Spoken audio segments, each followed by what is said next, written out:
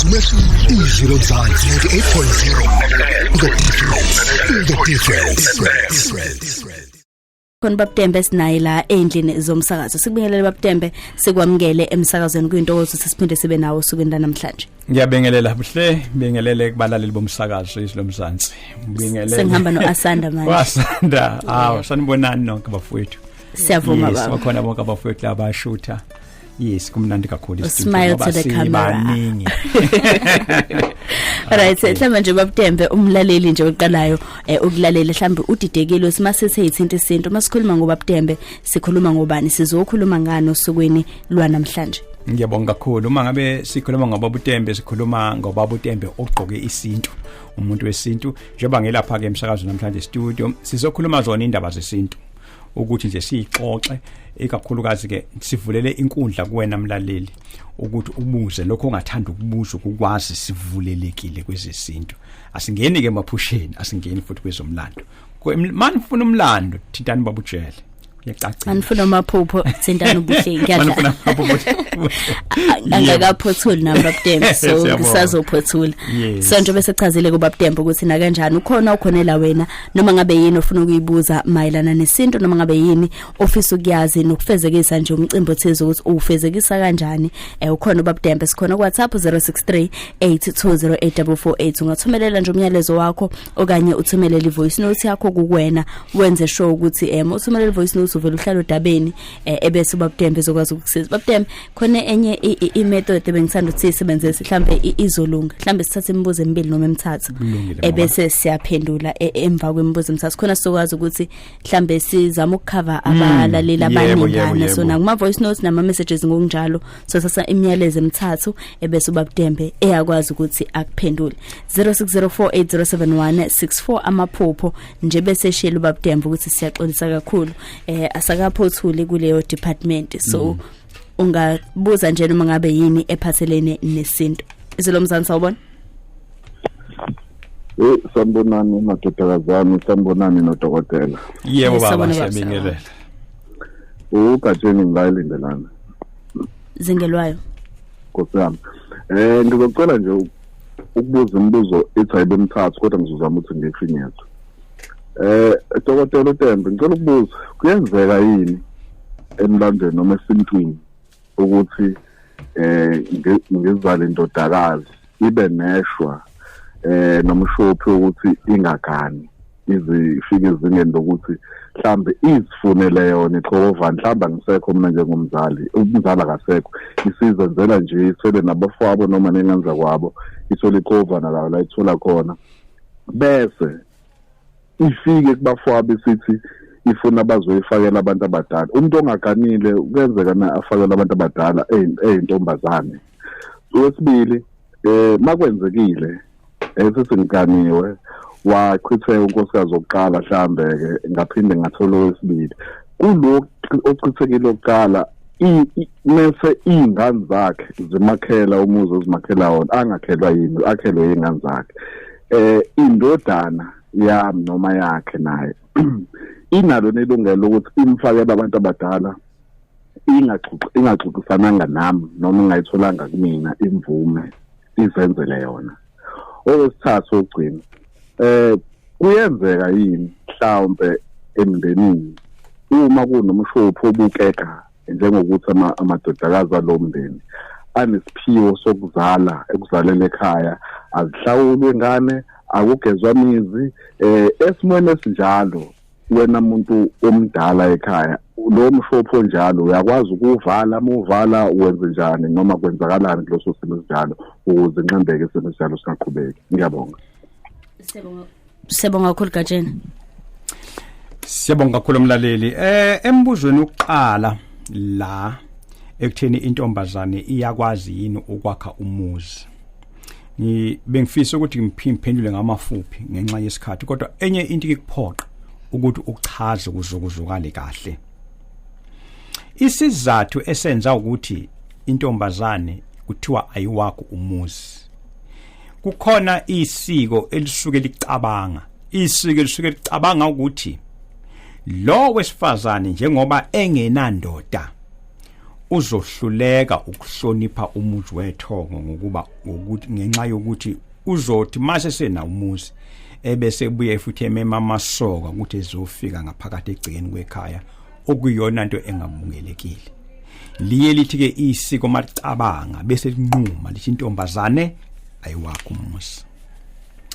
Aligcini ke futhi lapho isiko liphinde futhi isiko lithi nomuntu wesilisa ongaganiwe noma ongenamfazi akawakho umuzi wethongo. Ngaso sona leso sizathu ukuthi umuzi wethongo uzongahlonipheki ngoba imvelo izofuna okwayo bese kuphoqeleka ukuthi sigcine eseshintshanisa abantu besifazane kulumuzi. Kuye kube kuhle kakhulu ukuthi umuntu mayezo kwakho umuzi wesilisa ebe nomuntu okuthiwa umfazi wagana wachelwa ngenyongo lapha ekhaya. Intombazane ke ingabibikho indlela yokuthi ibe nendoda ukuthiwa izochelwa ngenyongo lapha ekhaya. Yona iye iphume bese iyokwakha umuzi iwala iyendele khona. Umbuzo oqala osibili ke umbuzo malana nokuthi kodwa ke ngibhalile phansi ngithanda ilungelo lokuthi umfana ehamba ushisela impepho unina eqe wena likho lelo lungelo. Indaba yamantombazana angagani kuye kufanele ukuba kubhekakale ukuthi mhlambe umnyombo wenkinga odala lonto uyini. Into ke eye kube yona into evamile ukwenzeka ile yokuthi esiyibiza ngokuthi ukhondolo. Eqala lapha ke kuyaziwa nje ukuthi amantombazana leso sibongo akagani noma amantombazana uma sikhuluma ngalento esiyibiza ukuthi umlando ngegceke cha akagani nje amantombazana lapha ekhaya.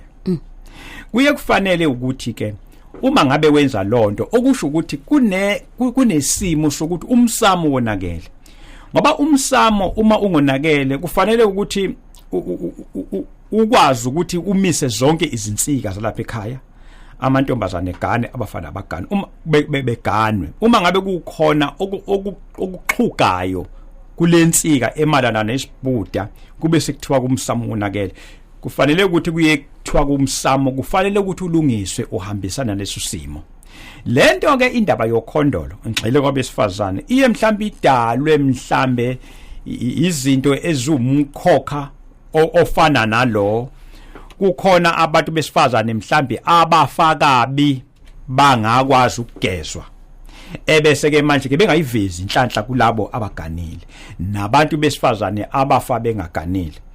Angithi siyazi ukuthi umuntu wesifazane uma ngabe kufika isigaba esifuna kamakagane kunento evalwayo ngesiko lokuthi kufanele ekhehlwe lapha ekhaya ebe yinkehli uzethwa sizosengwa yinkehli kuze naye ebe nesigaba elapha yana emsamo ngoba ngale walokho umuntu wesifazane uma esekhulile kwaze kweqa usuke ngasenasi isigaba usuke selifuna ukuthi uyithonga selithi ke unde ngasithebeni. Okay, kufanele ukuthi enzelwe ke leli siko lokuthi uyinkehli ukuze ezongena esithebeni esamadoda engene esithebeni sabafazi engene esithebeni samantombazana. Ingakho kuthiwa ke siziyosengwa inkehli. Okay, okusho ukuthi ke kulabo abafa bena leso simo bona kufanele ukuthi begezwe. Kuye kushiwo ke mhlambe kube khona leli siko ngakhuluma ngale ngithi isiko lokugeza engathi kwanina qobolweni fanele niqale nigeze kuqala ngoba ngeke nikwazi ukugeza umsamo wenu nani nenkinga. Into yokuqala efanele niyigeze nina inhliziyo zenu ezimbi. Xa ugeza uyasho ukuthi ngigeza inhliziyo embi, sigeza izifo, sigeza zonke izinto umuntu ezimkhungethe ngaphambi kokuba nawe ulungele ukugeza abantu abadala. Uma usuyibageza abantu abadala olwandle uba usuhamba ke uthi sigeza ke abafa bengaganile besifazane abafakabi ebese ke uyahamba ke uyobaphahlela ebese ubeka nesimo sokuthi amantombazana lapha ekhaya kufanele ukuthi agane. Kuya ngokuthi ke umuntu onsizayo malana namakhubalo ukumise kanjani kodwa kuvama ukuthi umnumzane wekhaya ebe nokhamba lakhe lokuphalaza uthakwe ngendlela yokuthi ukhambo liphalaza umnumzane. Bese kuba ke abesilisa nabo benokhamba labo lokubageza nje ukuphalaza ba bese ukuthi amantombazane ebese banokhamba labo futhi lokuphalaza beqhubeke olubavulela ke nokuthi bekwazi ukuthi beqale begane lapha ekhaya. Yezwa Bab'Ntembe ngicela nje sidlulise ngala idolo siyabuya siqhubeka nohlelo ezithinta isintu njalo ngolwesithathu ekseni noBab'Ntembe senza kwenzeke kuyizwi lomzansi FM.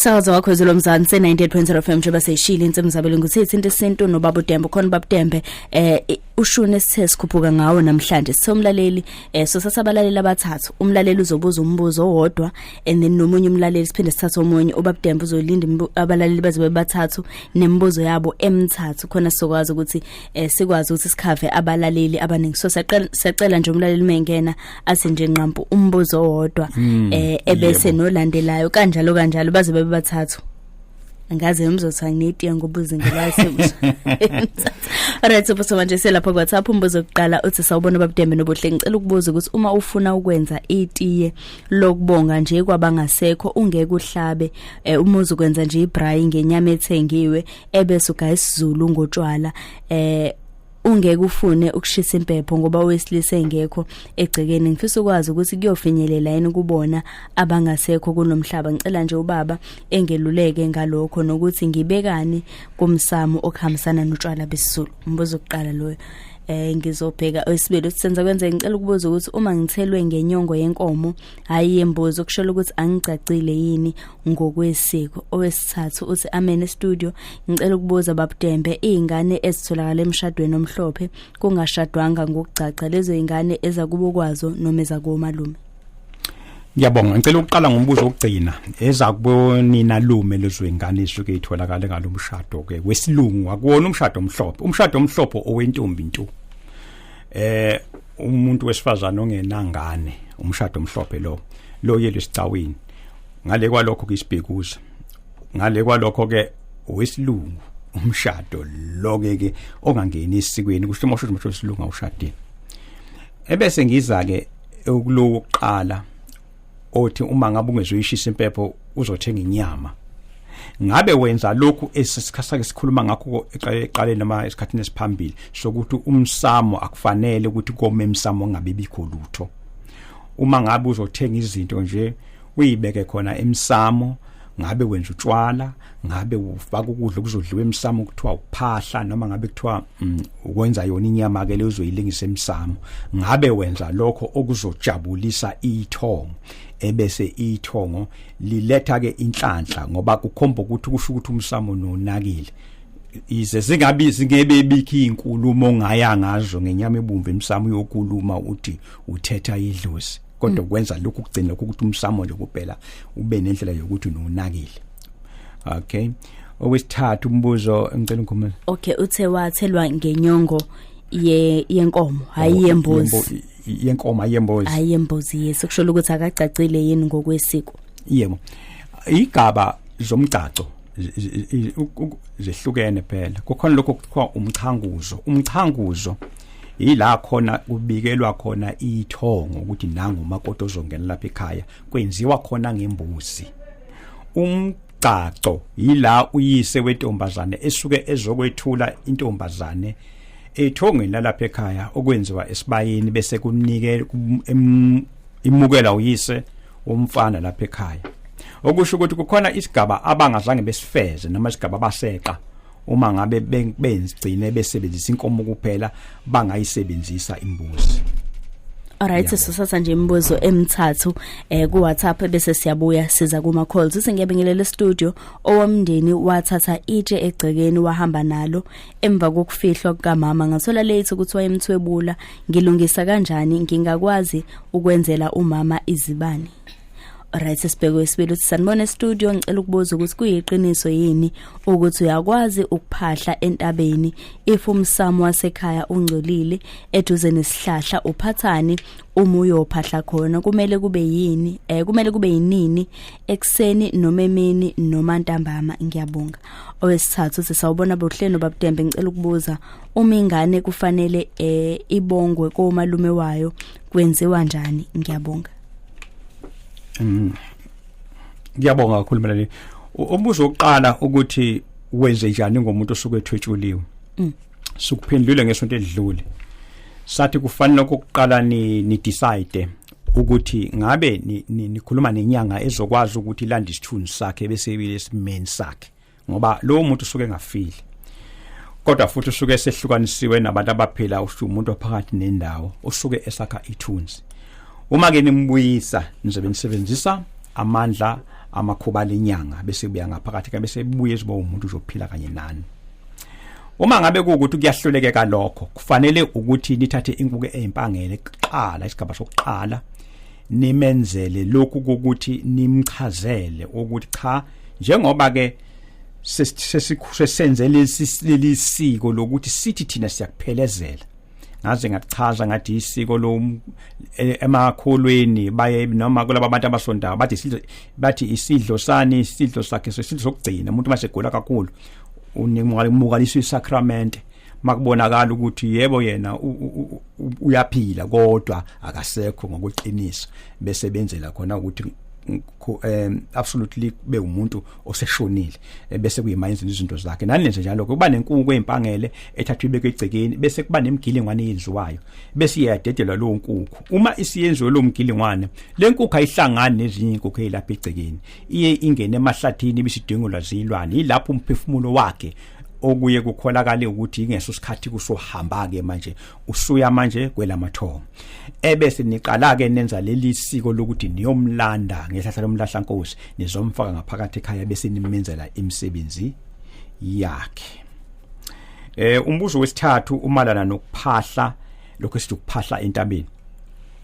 Ukuphahla entabeni kuwenziwa uma ngabe kuthiwa umuntu isibongo sakhe akasazi isibongo sakhe kuye kumeleleke lokho kukhona lento ebeya mawuya kubantu ababonayo bethi ena kuvuka isibongo sakwabani kodwa futhi nathi isibongo sakabani kukhaleleke ngathi kwenza ukuthiza ke ngilinganise uma ngabe kuukuthi isibongo sakini umlanjwana wena asizosebenzisa sakini ebese kuthiwa isibongo sasekhabo ma wakho iyakusona uthi uyafika kusona kuthiwa naso siqondile ugcine wena ungazazi ukuthi ke ungwapi kwenziwa ke ngendlela ezimbili ke ukukumisela umsamo indlela leyo ukukumisela umsamo kungenziwa lapha entabeni lapha na ke lapho kuzofika ukukhulunywe khona ukuthi ke ngiyazi ukuthi ngazalwa kodwa angiyazi imvelaphi yami kwenziwa entabeni nasolwandle ake ngichaze ukuthi olwandle kwenzakalani ngoba iyona indlela le engiyazi kahle futhi ubaba ngifundisa yona ufike ukhulumeke uthi ngiyazi ukuthi ngazalwa kodwa iqiniso ngazalwa kodwa ngazi ukuthi ngazalwa kanjani ngakho ke nina ngizala ngicela ukuzonilanda ube usungula ke isibongo lapho ukuthi mangabe nginithatha lapha singizonibiza ngithi lo msamo wapi usiyawusungula mhlawumbe ngakubiza ngegama lakho bese kuqalwa ke kuthiwa la isibongo sala ekhaya kwaBuhle ngiyalinganisa ngoba ngiyazazi igama lami ngobuhle ukusho ukuthi nina uma ngiubeka lo msamo kuzothiwa umsamo wakaBuhle kungaleyo ndlela okuyiqale khona izibongo ezintsha engaziyo kwenziwe khona ukuthi kube yibona labo abakwaziyo ngoba wona njengoba ungabazi bona bayakwazi abasukumayo ukuthi ungagcini ubiza isibongo esirong usuthi ena wena ungakanzimande kanti wena wakanzimande kumiselwa entabeni nasolwandle umuntu onganayo imvelaphi yakhe mangenze isibonelo nje mhlambe kuthiwa umuntu nje owathula emgqonyeni kaDoti mhlambe wanga adoptwa kodwa ufuna ukuba nomsama kanawo lokho kuyahamba kuyomiswa entabeni nasolwandle. So Bab'Ntembe shukuthi ngatheni umlaleli umethi umsamo wasekhaya ungcolile so akakwazi ukuthi ayophahla entabeni umuntu ovumeleke ukuthi ayophahla entabeni njengoba usichazile. Ngiyabonga uma umsamo ukuthi ungcolile umsamo uyagezwa kodwa khona lapho makuthiwa futhi ungcolile kutholakala ukuthi akuyona mvelaphi yenu aniyazi nifike nugeze bese nihamba niyomisela isibongo entabeni noma olwandle. Ngiyazwakala. Alright, owesithathu Bab'Ntembe umbuzo ubethi sawubona Buhle noBab'Ntembe ngicela ukubuza ingane kufanele ibongwe komalumbayo kwenziwa kanjani? Ucacile nje. Iyasho ingane uma ngokujwayelekile abantu ababongwayo amawele nakho ke umuntu nje ongaloniwele akabongwa. Amawele kayabongwa ke abongwa ka komalume wabo nje kuphela kuye kuhlathwa imbuzi ushiwo ukuthi naba abatwana baza siyababonga abatwana laba bangamawele bayinhlanhla kodwa sicela ukuthi ingandi lento yokuthi lokho kutholakala amawele ngoba ibeka impilo yomlobokazi engcupheni ukubonga ke lokho uma ngabe kuthi uyokwenza ukuthi izinto komalume wakho khona ufuna ukukwenza esingachaza sithi ena ngoku-understand ukubonga uye usebenzise igama lokuthi ngizophakamisa umsebenzi wethongo owenzakalileyo uma ukhuluma ngomuntu ongalona iwele. Ngiyazwakala Bab'Ntembe, sophutha manje iselapha kuma-calls wakho 0604807164 izwi sawubona. Sanibona kuhlelo Bab'Ntembe cha urofdo bengifisa ukuzwa kuBab'Ntembe ngiye ngenza i-research lapha likaMthaniya. UMthaniya lona kwakumuntu wesifazane owayekade esemandleni ngaleso sikhathi. Manje ke ngifisa ukuzwa kuBab'Ntembe ukuthi wayekade ingene kanjani. Ngiyazi ukuthi engaba yibamba khona lokusashana ngoba asoze saba naso isilo somuntu wesifazane soze siyife kodwa wayengene kanjani ngaleso sikhathi wayekade eyisilo ngaleso sikhathi. Ngiyabonga. Sibonga kakhulu Darok. Danke. Ngiyabonga Babu Rocks. UMthaniya akakaze ebe yisilo futhi akakaze libuye isizo lwakaZulu. Kodwa okwenzeka ngesikhathi ilembe lilapha kwaMthethwa. Siyakhumbula ukuthi ilembe lahlaselwa abantu bakwaZulu lilapha kueKhaboni nakwamhlongo. Kuthe mabeligwaza laselifika lihamba nomkhonto lifika lokukhipha lahlala pheke la ukhipha umkhonto ilembe. Base bethi abaselangeni qhubekela enkosini uDingiswayo ngoba yona inkosi enamandla ngoba uma uhleli la sekungenzeka abantu bakwaZulu bephinde bezokuhlasela bekubulala. Yasihlala ke umntwana uSigidi igama lakhe owayebizwa ukuthi uShaka lapha kwendodana kaJobe ayibizwa kuthiwa uDingiswayo.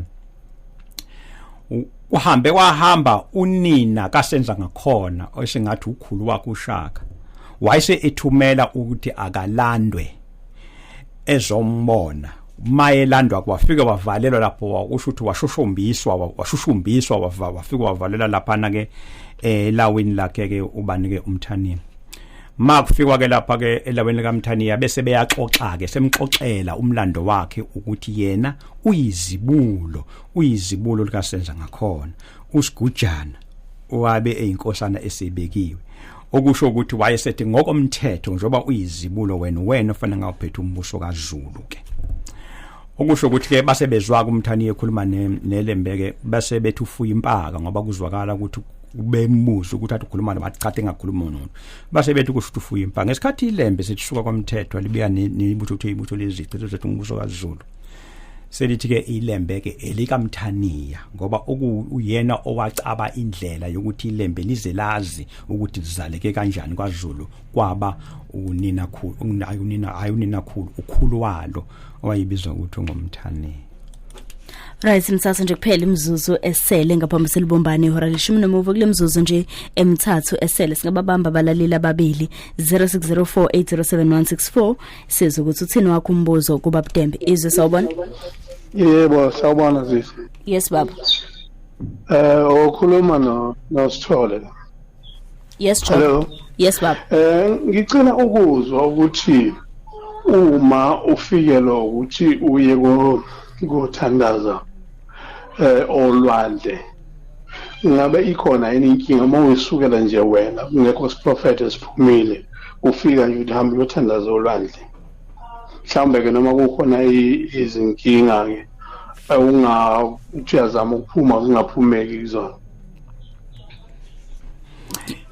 Ngiyazwakala baba. Yebo. Zolalela isakazweni. Okay, all right. Siyabonga Jobe.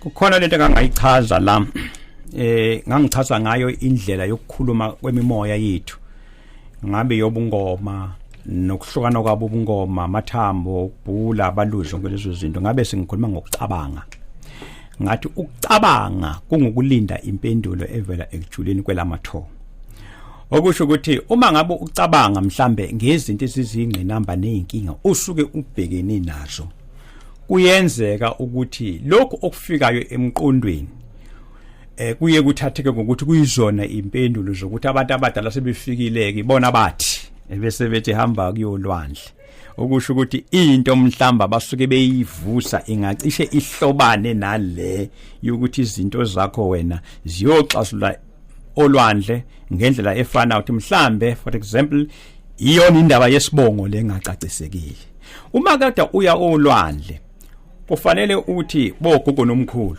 njengoba nalapha mawuphahla emva kuba dume silumsamo olwandla ngithi awubizi isibongo asibizi isibongo samuntu ubusukungena qiniseko ngesibongo uthi nje bogogo nomkhulu bese uyakhuluma kulwandle busuthi khuluma nabanje lokho kukufikela emzweni nalapha nako olwandle uma sebese bakuthuma olwandle ungabe sayilokotha indlela ophahla ngaye emsamo ukuthi ubabize ngeyibongo zabo noma ngiyithakazo zabo noma ngamagama abo kufanele kumane nje uthi bogogo nomkhulu ngoba kusho ukuthi lowo muzwa ukhomba ukuthi ziyashweba izinto zakhe emsamo seyifuna ukuthi uye lapha uyoqondanisa nalokho esikubiza ngokuthi kuyimvelaphi yakho.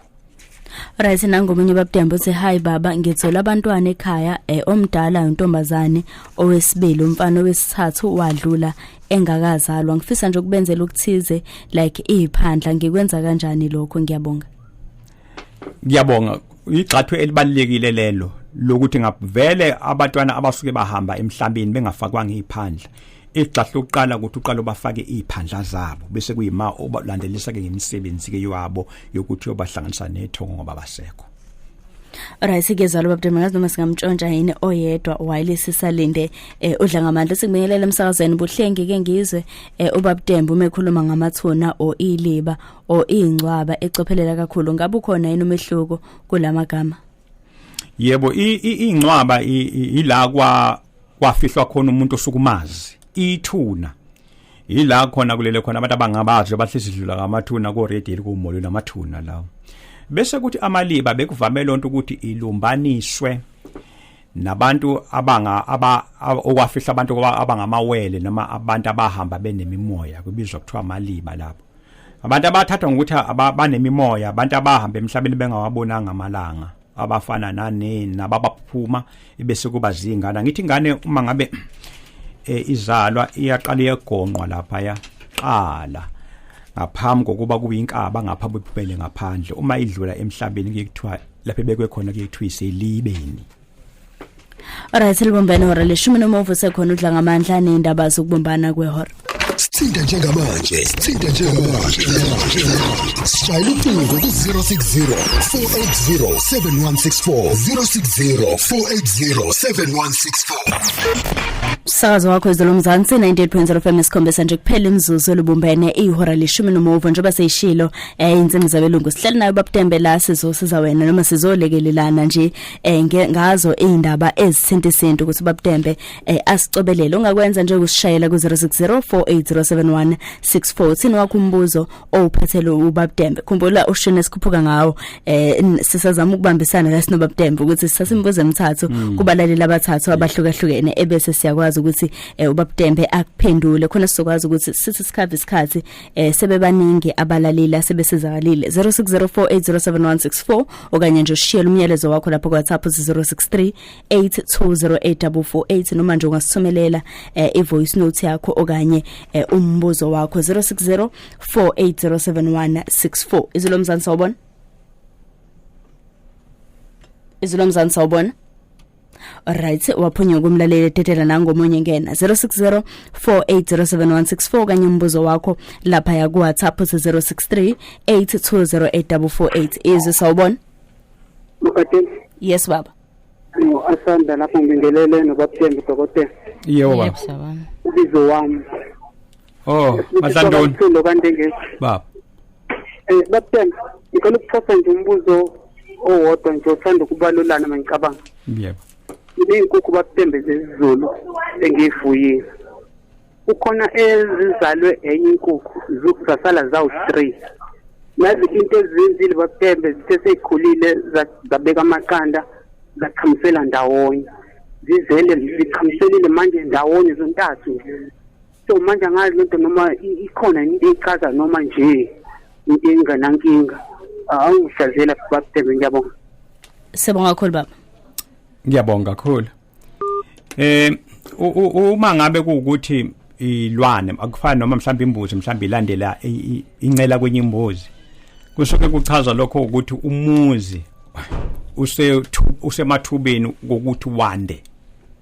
Ibiyenzeka lento oqala lokuthi uma ngabe kuthiwa izingane mhlawumbe unesithembu kana amakhosikazi noma amabili noma amathathu izingane mayikhuliswe ekhaya igcine singazange ukuthi okuyena ma osizalayo ubani indlela ke lebi indlela yesiko impilo labantu mhlambe nisenazi mhlambe masenzogana ukuthi cha mina ngwakule yandlo.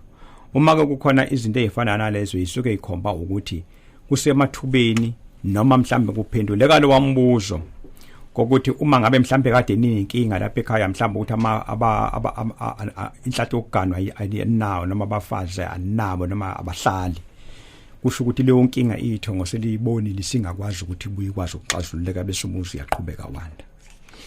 Alright, sisasana ngomunye umlaleli uthi Mr Ntembe ngicela ukubuza ukuthi uma ushadile ebese uthola ingane komunye umama naye eshadile leyo ngane ngabe ingeya kuphi indoda ibe yanishiya kade ushadile nami ngishadile ngase ngikhulelisa lo mama.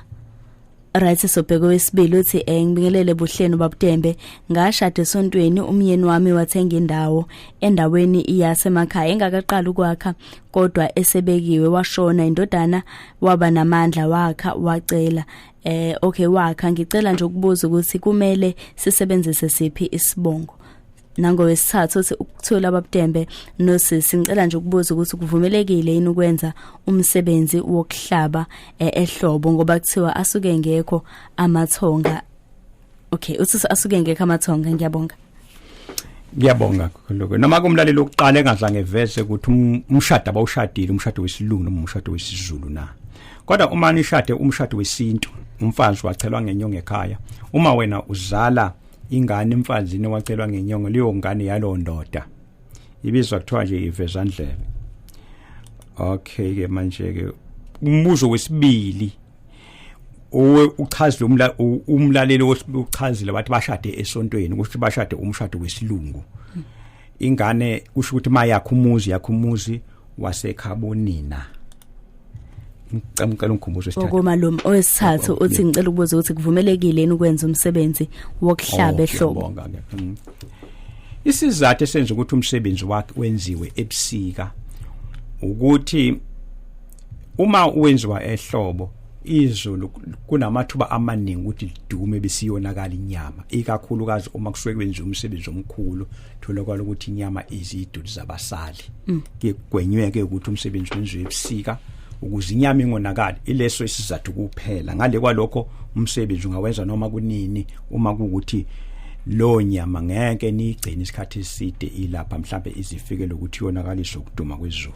Ngabanye amazwi leyo ukuthi amathonga asuke ngekho yamampunge. Yamampunge. Ngisathi ngiyayibuza nami ukuthi asuke seshonephi. Nanso inkinga la ikhona. Kukhona izinto ezinye sasima sibuza abantu abadala besivala ngokuthi ungangikhweshi esho njalo. Kanti ufihla ukuthi ulwazi oluphele egekeqe akanalo. Yebo, kanti abantu abadala babesuke beqedile uma usuke ubuza into eyayenziwe ukuthi babeyenzelani bevele bethi nje sakhula bekwenza lokho kwakuyinto engabafaka enkingeni kunoma bebe novalo lokuthi siyaphendula bese ingane zisikhwesha sisifikele zicinzile lodongeni. Cha, ezinye izinto babeyiphendula nje kodwa uma usulandela umnyombo wenza research yakho ntole ukuthi cha isizathu kwakuyilesi ingoba inyama mayiningi suke izokonakala uma kusuke kusehlobo. Right, nangomunye uthi hayi ngicela ukubuza ukuthi uma kuthiwa waxhawulwa ngomuthi uma uyohlola kuthiwa kunesimo senyoka esisesweni wenze kanjani? Ngicela nje ukungazisho igama lami uthi sanibonani basakazi noBab'Ntembe ngicela ukubuza ukuthi muphi umshado obalekile kubantu abadala ilo wesiZulu noma ilo weveyili ngisho lo wesilungu. Owesithathu uthi ngiyabingelela studio Bab'Ntembe ngibona ngani uma umsamu ungcolile. Ngiyabonga. Angiqale ngalo oqala athi wabhulelwa ukuthi waxhawulo kwase kungena inyoka yohlala esiswini. Uma ngabe usukubhulelwe bese kuthi inyanga noma isangoma sasibamba isifo uye ucela iseluleko phela sesilapho salapho. Ngoba leyo nto uma uyibheka into eyilumbo kufanele laphe ngohlelo lwamalumbo. Uma mhlambe kwenziwa nje la ke futhi balaleli mhlambe bese sithi sangoma cha ake ngubhekele usizo bese sibuya futhi sikwazi ukuthi sivumise noma sifembe noma sibuze kubalozi ukuthi cha lizovela kanjani usizo bese sikhipha umyalelo kisangoma cha inyanga engakusiza ethize noma usuku lokuzothola kanje kuye kwenzeka kanjani lo kade akabile khona la abhulelwa khona. Malana nokuthi muphi umshado obalekile lo wesintu nalo osithi umshado wesilungu phela kubalekile ukuthi masithi khuluma ngesinto wesinto kubalekile esintwini emsamo lapha yana lo wesilungu ngezinye izathu engicabanga ukuthi ma nomthetho wezwe ukuthi uze kuregister ushadile kufanele kuye khona kwandaba zabantu noma mfundisi ke lo. Okay. Buhle ngicela ubungikhumbuze mama. Alright, owesithathu nje ukugcina Bab'Ntembe uthi ngicela ukubuza ukuthi ubona ngani ukuthi umsamo wakho ungcolile. Ubona ngoba izinto zingahambi kahle. Ubuyathe uyazama kungahlangani lutho. Ubona lapho ukuthi hayi engathi khona ukungahambi kahle lapha ekhaya. Alright, ngicabanga ukuthi umlaleli uphendulekile 15 nje kuphela imzuzu lubumbene ihora le-10 ngenza uthanda ukuvumelela umsakazo wakho sithi nje warm welcome sihleli noBab'Ntembe uyasicobelela la ngezesinto ongakwenza nje ungashayela nawe ku 0604807164 uma unombuzo kuBab'Ntembe. Izolo mzansi sawubona. Mama umkhokheli. Yes baba. Niyaphila no Dr. uTembe. Yebo baba siyaphila. Nosizwa ubani asanda. Yes Khansela asanda. Yes, yeah, ukhansela lelo ngibiza kahle ngale yami ngiyabonga wemama umkhokheli. Bab'Ntembe angali noma ngizogijima entweni esokaya kagijima kuyona ngiphela kuyenzeka ukuthi ubube kude noviolence. Uthi lo mbuzo ubuza ngivele sokeka gijima. Kodwa ke kunempikisano ekhona la. Ngibuzela omunye umuntu othe ucela ukulalela izinto zenza ngokwesibhaca ngazi bakhona nisiko okuthiwa isibhaca.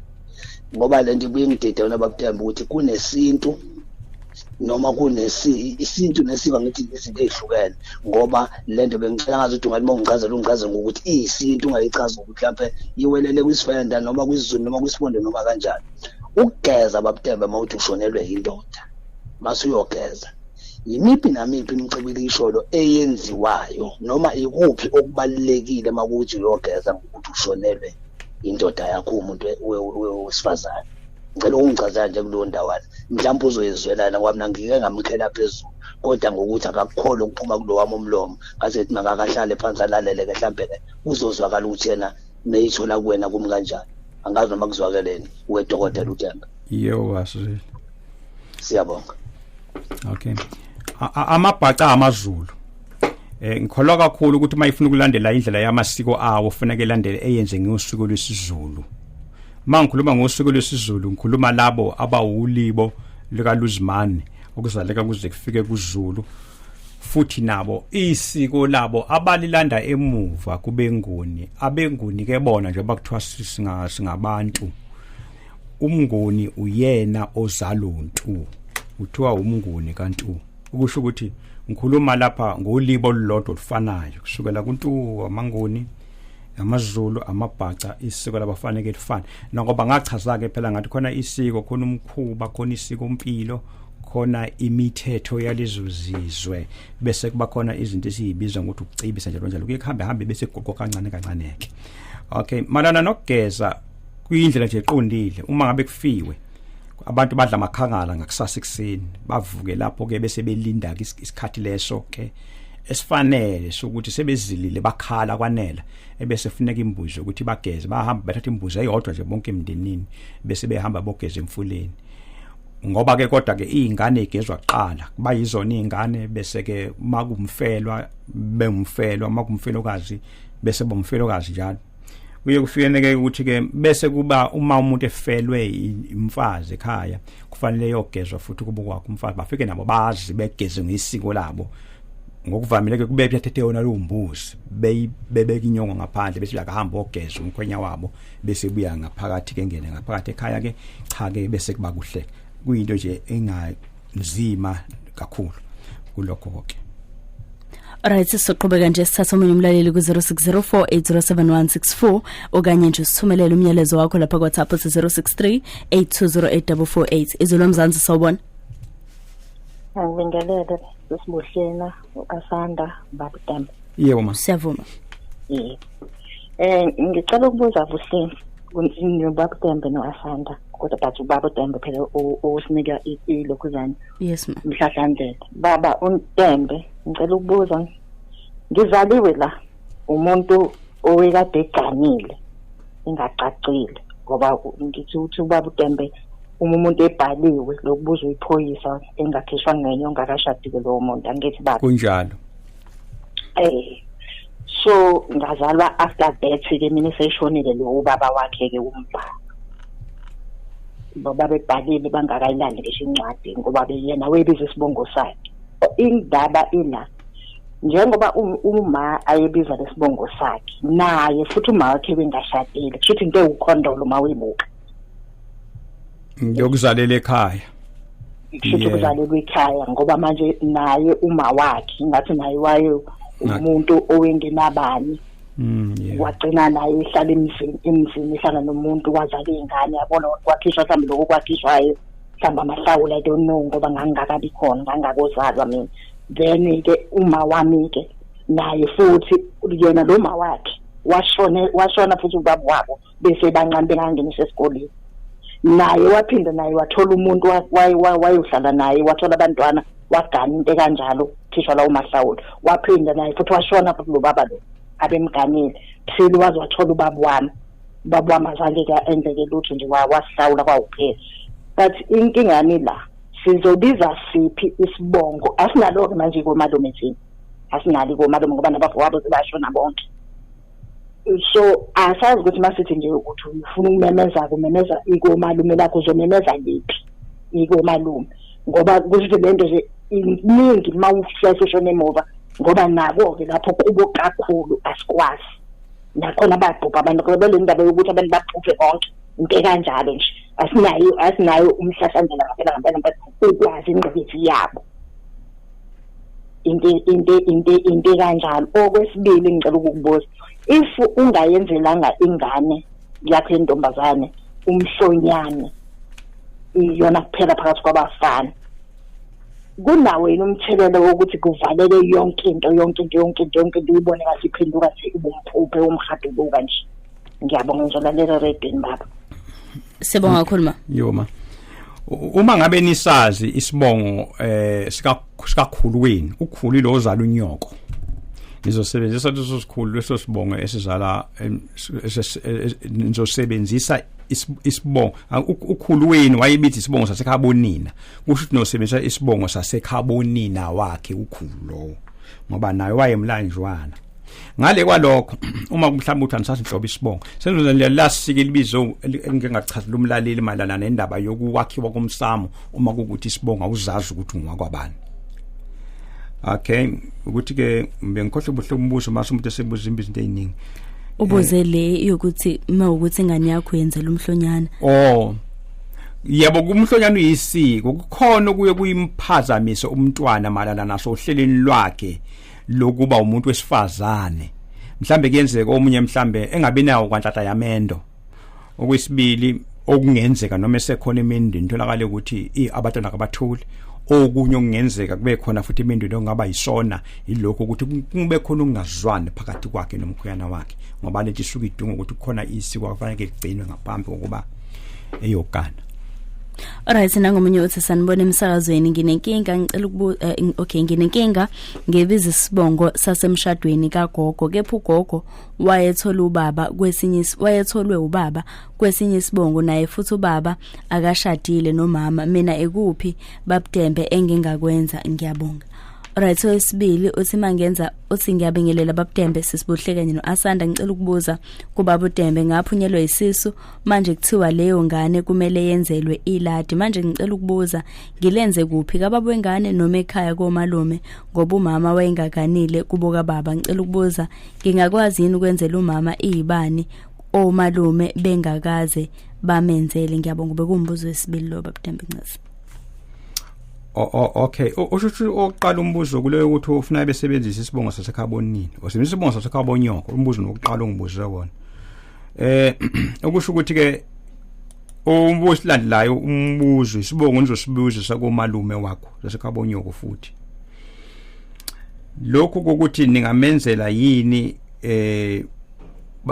iladi umama wabo omalume bengakaze benzelwe bona bengakaze bamenzele omalume so bona sho ukuthi njengeingane zamama bengakwazi nosibamkhanyisele ibani. Yebo umthetho uyefana kusho ukuthi nina nizohamba nokukhuluma nomalume benu ukuthi nifisa ukwenzani ebese nithenga lokho kufanele ukwenza uma omalume benu bengenawo amandla ebese omalume beyamenzela unyoko. Ngiyezwakala. Right, nangomunye uthi sanibonani Buhle noBab'Ntembe, ngicela ukubuza ukuthi kuyenzeka yini uma umyeni ethatha unkosikazi wesibili bese bethi bengakashadi bese besacelanile nje kuphela bese umama edla igobongo besabuye esefaka isiphandla nenyonga. Yikho into errong yini lapho naleyo nyongo ibekwe ekameleni akayibekile emsamo? Manje ngifuna ukwazi njengonkosikazi ukuthiwa mdala mabesho akukho yini okuyinkinga kumina. Noma ungacaca umbuzo wakho mama ukuthi ukhaza ukuthini, kodwa uma efika bekuvele kufanele ukuthi phela uma ngabe bengacacele nomyeni wakhe igobongo elidle kubo, mhlawumbe mase liphuthuleke igobongo sekukhona neziphandla ngoba uthi bahlukana, ukusho ukuthi phela abantu bahlukana bebuyelane mabekhumbulana, kusho sebekhumbulene manje zoba sebefika la, kusho ukuthi udaba lwabantu ababili udaba lwabantu abathathu ke phela ngoba nawe ukhona nawe ukuthi uyiganile indoda lapho. Ngicabanga ukuthi lunjalo nje lelo daba. Alright, sisomanye ngibikelele emsakazweni ngisacela ukubuza ukuthi ukhona yini umuthi wokususa isilwane ifuna inkinga yokuphupha wenze ucansi nomunye wenze ucansi okanye uphuphe udla? Mangase ehambe ebona nenyanga nje isintu izokwazi ukumsiza.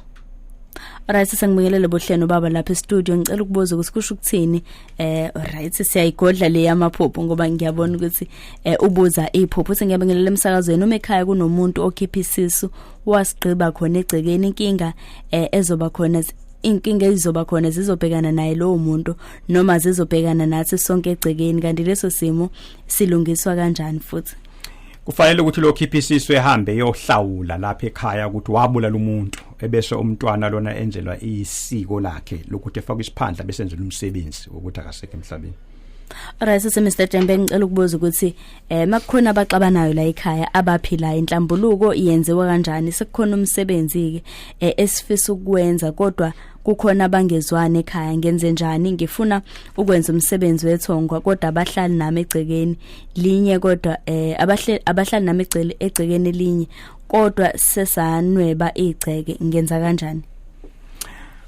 Uma ngabe kukhona isiko lokuthelelana amanzi noma isiko lokukhumelana umlotha liyenziwa ke isiko lokho ke libanga nelide mangibuka isikhathi la ngoba kufanele ukuthi nihlambuluke eqala entabeni nigezelane bese nibuya ke nizolenza ekhaya kalelo isiko nihlambulukelane ngaphambi makwenziwe umsebenzi. Kodwa uma ukuthi abafuni ukubona kufanele kodwa ukuthi ubacele ukuthi bafowethu kufanele nodadewethu asihlangane senze inhlambuluko. Uma ukuthi abafuni kodwa ngaphambi kokuba ukwenze lokho kufanele kubikele ithongo ukuthi liye likulekelele uma uyokhuluma nabo.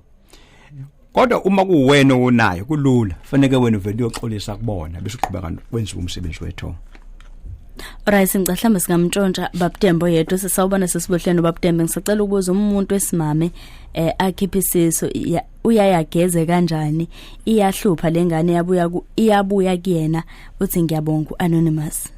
Kufanele ukuthi ebikele abantu abadala ukuthi wakhipha isiso bese abantu abadala benza amanyaza ngomathize ngathi amakhangala noma amakhubalo befuna uzomenza lamakhubalo ehambe eyogeza mase buye ukogeza ebese ethenga imbuzi ezoxolisa emsamo ukuthi wabulala umuntu bese iqhutshwa nenhlelo zokuthi ingane ifake isiphandla bese iyabuyiswa. Right, sengiyabingelela kuBab'Ntembe, ngisacela ukubuza ukuthi nginabantwana ababili so ngalotsholwa so ubaba wengane washona sengakashadi so umntwana wokuqala wamfaka isiphandla manje lo omunye wesibili wayengakamenzeli lutho manje ngibona ingane yami izinto zayo zingalungi kahle kungaba imbangela ikona yini lokho?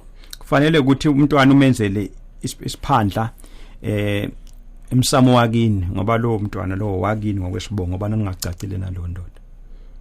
Right, sisawona Buhle kanye noBab'Ntembe, mina ngicela ukubuza kubaba ukuthi wenze njani enganeni ezalelwe ekhaya ezalelwe ekhaya ukuzamukela komalume ngoba abanye bathi kumele zenzelwe imbeleko uma mflow ewaterwater ngiyabonga.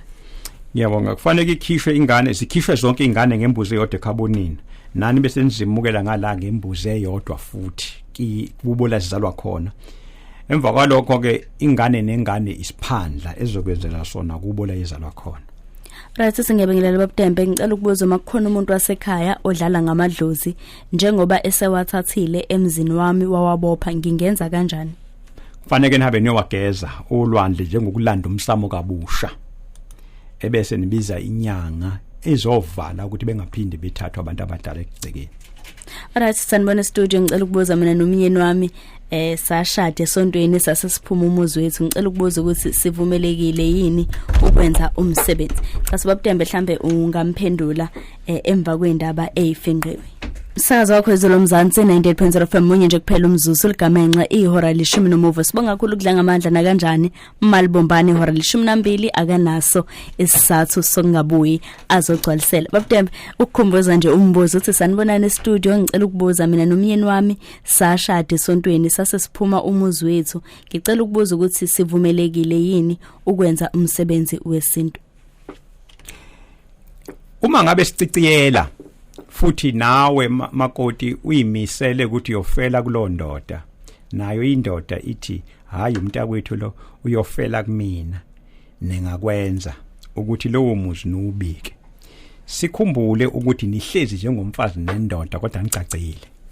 Sikhumbule futhi ukuthi njengoba uhleli kulowo muzi lowo awunalo ilungelo lokuthi uhogele impepho yalowo muzi.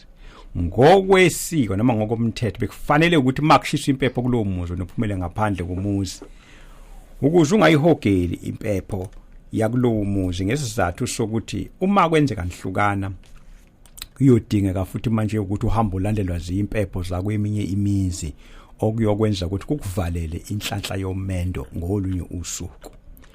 Kodwa uma uyimisele ukuthi wena uyofela khona noma sekuthiwa kunjani njani ubusho uyitshela indoda ukuthi lapha ngophuma ngebhokisi sihogele lezo impepho, kodwa ungabusaphuma ngisho bethiwa kunzima kanjani ungabusaphuma ngabusahamba.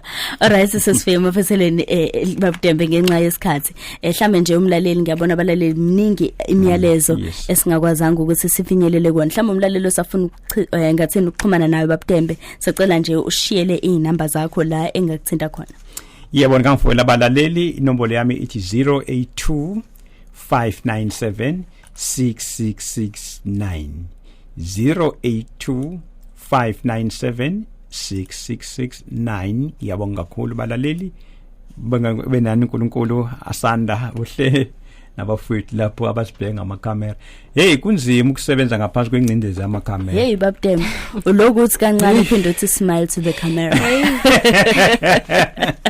Sibonga kakhulu sale kahle. Sibonga kakhulu Bab'Ntembe. Siyabonga. Alright, umsakazo wakho ezolomzansi 98.0 FM. Sibonga kakhulu kuBab'Ntembe, sixolise nje kubalaleli esingakwazanga ukufinyelela kwemiyalezo yabo. Na kanjani Bab'Ntembe uyishile inamba yakhe, so ungakwazi ukuthi uxhumane naye eceleni ukwazi ukuthi ubuze noma ngabe yini ofisa ukuyibuza. Izolo mzansi 98.0 the difference.